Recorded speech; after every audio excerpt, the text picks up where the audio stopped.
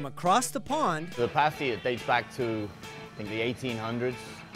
Originally it was eaten by the tin miners in Cornwall, England. Folded with hearty ingredients for a hard day's work. The wives used to bake them for them.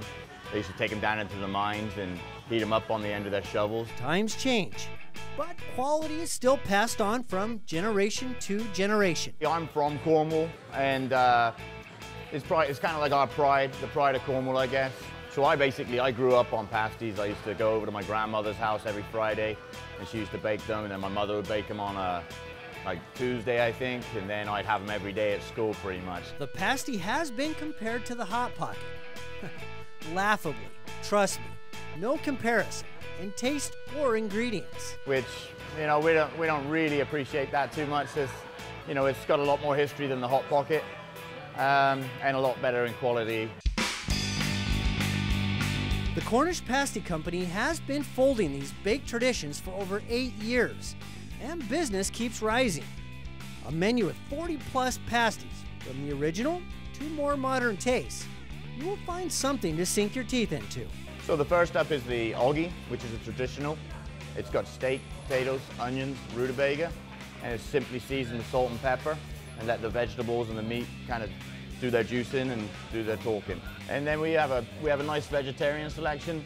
The one that we're showing today is the red veggie rosemary, which has got fake chicken, which actually a lot of the vegetarians are a little bit like, is this a real thing? We do have other vegetarian ones that have just vegetables, but we have like 10 different ones in total.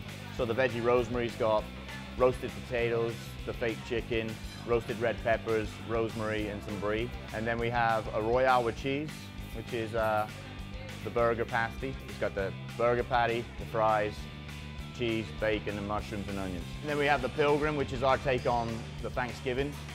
It's got the sweet potatoes, the turkey, the stuffing, and then the cranberry sauce and the red wine gravy on the side. We have a few salads, you know, so if people aren't feeling like the pasties, which can tend to be a little heavy some days, so we have a nice selection of salads.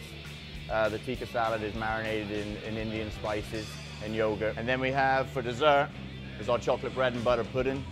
It's got a hint of brandy in there. Definitely, you have to be a chocolate fan, very chocolatey. It's not, you know, not for the faint-hearted. I know you're craving one right now, or you may be a little curious. Everybody really enjoyed them. It was really nice to, you know, obviously see people enjoying something from my home. What goes better with a Cornish pasty than a beer? Even better, a pint beer. We have a nice selection of beers.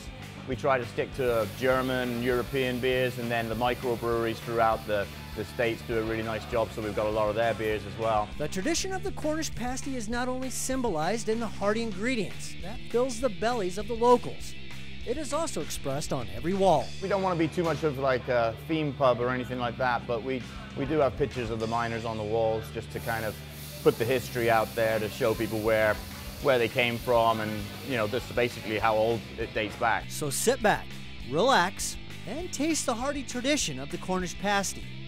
From its beginnings to the desert, it's all about one thing.